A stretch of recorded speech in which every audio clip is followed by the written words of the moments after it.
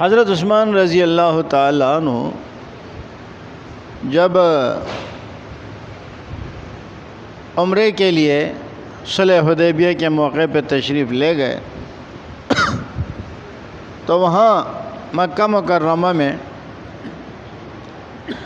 حضرت عثمان رضی اللہ تعالیٰ عنہ کو تو بڑا قصہ ہے کہ آپ کو وہاں بارے میں خبر مشہور ہو گئی کہ آپ شہید ہو گئے، پھر بیعت رضوان ہوئی۔